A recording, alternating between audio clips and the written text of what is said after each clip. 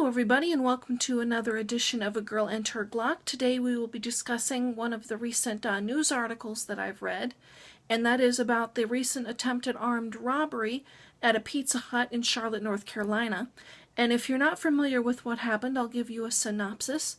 On October the 30th, 2016, three criminals made the stupid decision to go in, and one of these criminals, at least one of these criminals, was armed with a loaded gun, and they made the decision to go into a Pizza Hut, pull the gun, pointed at the employees, threatened to kill them if they didn't give them all the money. Now, what these three knuckleheads did not count on was the fact that one of these employees was a legally armed citizen who had his concealed carry permit in the state of North Carolina. And this employee was able to respond to the threat by shooting in self-defense and hitting the armed criminal, one of the armed criminals, in the head and killed him. And the other three criminals took off once they the other two criminals, took off once they realized that this victim was not going to go down without a fight. And so they're still at large, but what really makes me angry is the parents of the criminal who was shot and killed, that is the armed robber, have gone on TV saying that the employee had no right to shoot their son in self-defense and should be in jail for murder. And I just wanted to read a couple of the parents' statements, and you'll see that the armed robber in question came by his stupidity quite naturally. But I wanted to share a couple of their statements and go over why they're wrong about this. And it says here, the parents' names in the article are Hairston is his mother and Grace Sr. is the criminal's father. And it says that Hairston and Grace Sr. acknowledged that their son was breaking the law by robbing the business and said they definitely don't condone what he did.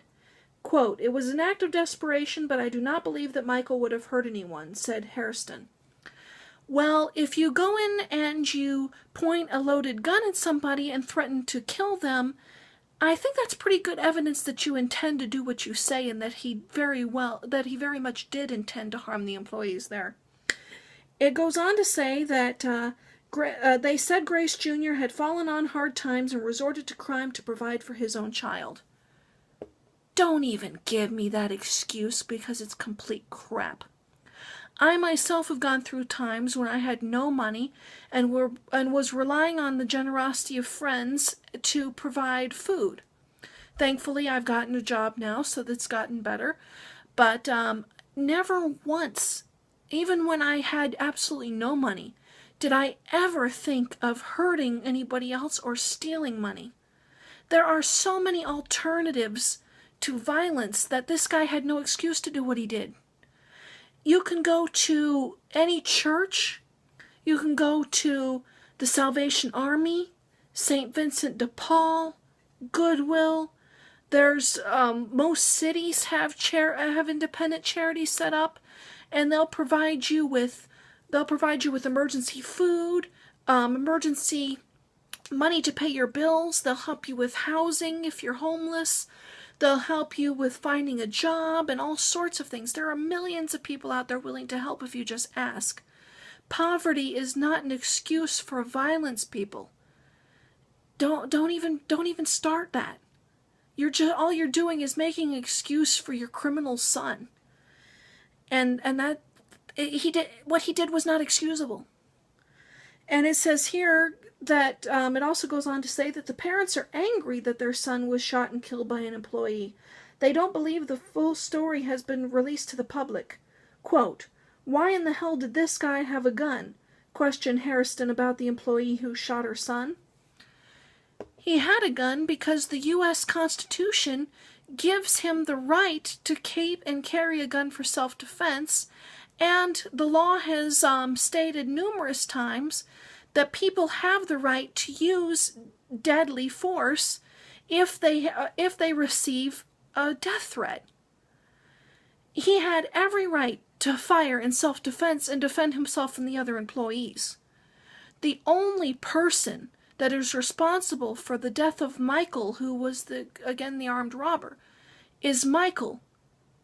He made the choice to go in there and act like a thug and threaten to kill people. As soon as he pulled that gun, he forfeited his right to live. He got what he was asking for. The employee is not at fault. In fact, the employee is a hero for protecting the other employees there. Michael had no excuse to do what he did. And the he, like I said, he got what he asked for.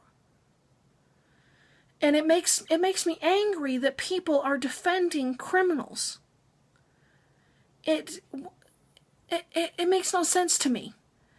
If you play stupid games, you win stupid prizes. If you choose to be violent, don't be surprised when people fight back. And if you're a violent criminal and you ended up dying because a potential victim shot you in self-defense, you have no one else to blame but yourself. Sorry for the jiggling camera. I'll provide a link to the news story in the description below, but please remember to like, comment, share, and subscribe for more videos. Thank you. Have a good day. Bye.